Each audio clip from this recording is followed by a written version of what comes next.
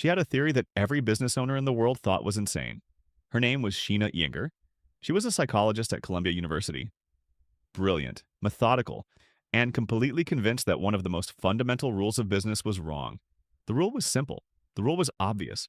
The rule was taught in every business school, applied in every retail store, and believed by almost every entrepreneur on earth.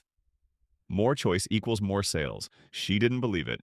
And on a Saturday morning in a supermarket just outside Stanford University, she set out to prove everyone wrong. She set up a jam tasting booth, 2 researchers, a table, and jars of jam.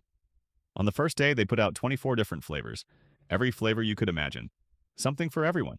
The results looked incredible. 60% of shoppers walking past stopped at the booth. They tasted. They laughed. They spent time trying different combinations. The booth was busy all day. But here's the number that changed everything. Of all those people who stopped, only 3% actually bought anything.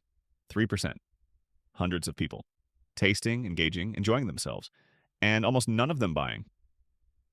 The next day, they came back. This time, they put out just 6 flavors. Fewer people stopped. Only 40% compared to 60% the day before. On the surface, it looked like a failure.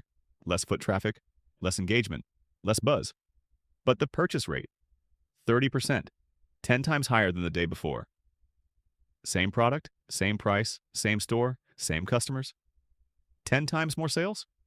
Just from removing options. Now here's what was actually happening inside those shoppers' brains.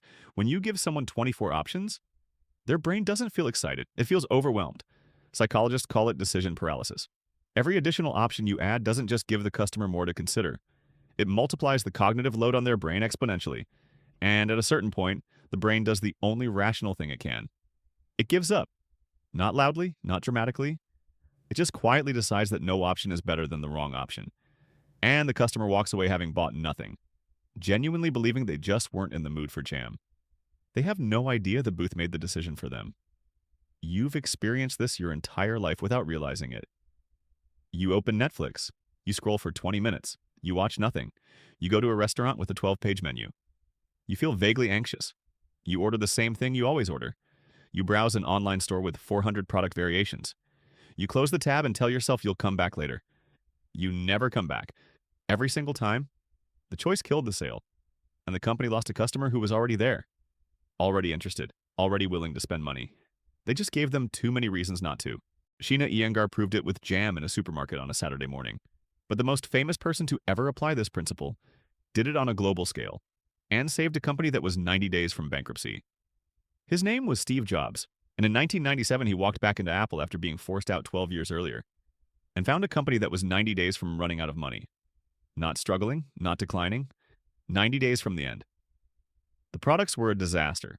Apple was selling 350 different items: computers, monitors, printers, servers, accessories, peripherals.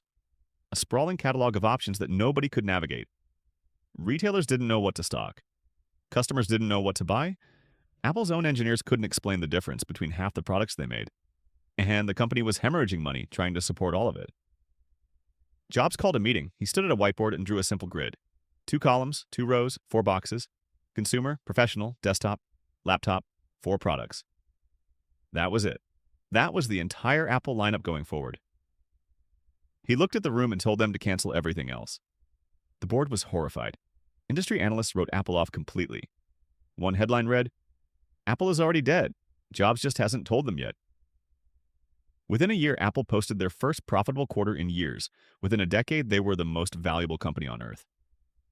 Here's what Jobs understood that most people still don't. Every product Apple canceled wasn't just a cost saving. It was a decision removed from the customer's mind. Every option eliminated was one less reason for a customer to hesitate, to compare, to feel uncertain, to walk away. Apple didn't win by giving people everything. They won by making the decision simple. 4 products. One clear choice at each level. No confusion, no paralysis. Just, which one do you need? The same principle that Sheena Iyengar proved with 24 jars of jam, Jobs applied to one of the most complex product catalogs in the technology industry. And it saved Apple from extinction. But here's what gets me about this story. Jobs wasn't just simplifying for the customer's sake. He was simplifying because he understood something about human psychology that most business owners never figure out. The easier you make it to say yes, the more people say yes. And the more options you remove, the easier yes becomes. Now I want to tell you about a restaurant. Not Apple. Not a billion-dollar corporation. A regular restaurant. In 2012, a restaurant in the United States was struggling. Not failing, but not thriving either. Average covers, average revenue, average reviews. They had a menu with 80 items on it. Starters, mains, sides, specials, seasonal dishes, chef recommendations, a laminated book of options that took most customers 10 minutes just to read through. The owner had always believed the menu was a strength. Something for everyone. No reason for anyone to leave empty-handed. Then he read about the jam study, and he made a decision that terrified him. He cut the menu to 36 items. He removed everything that wasn't performing, everything that complicated the kitchen, everything that a customer could get confused by. He kept the best dishes, the most popular dishes, the dishes his kitchen did better than anyone else. The first week felt like a disaster. Regulars came in and asked where their favorite dish had gone. Staff had to explain the changes dozens of times a day. The owner genuinely thought he'd made a catastrophic mistake. Then the numbers came in. Revenue was up 18% in the first month. Table turnover had increased because customers were ordering faster. Kitchen errors had dropped because the team was making fewer dishes more consistently. And the average spend per table had gone up. Because without 80 items to distract them, customers were spending more on drinks, sides, and desserts. Same restaurant, same location, same staff, same prices. 36 items instead of 80. 18% more revenue. He'd been offering his customers 80 reasons to feel overwhelmed, and calling it hospitality. The moment he took most of those reasons away, they started enjoying themselves more. Ordering more, spending more, coming back more. I tested something similar in my own business. I had a page offering 7 different product variations. Different sizes, different configurations, different price points. I thought I was being helpful. My conversion rate was 2.1%. I cut it to 3 options. Good, better, best. Within 6 weeks, I was at 4.8% conversion. Same product, same traffic, same price. Just fewer doors for people to get lost behind. Here's what Sheena Iyengar, Steve Jobs, and a restaurant owner in 2012 all figured out. At different times in different industries with completely different products. The businesses that win aren't the ones with the most to offer. They're the ones who make it easiest to choose. Every unnecessary option is a tax on your customer's brain. Every extra variation is a small but real reason to walk away. Every additional step between interest and purchase is a place where the sale dies quietly, and the customer never knows why. The jam study didn't just prove that less choice means more sales. It proved something more uncomfortable than that.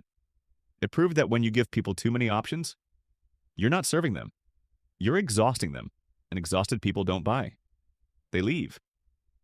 Look at whatever you're selling right now, your product page, your service menu, your pricing tiers, your checkout process.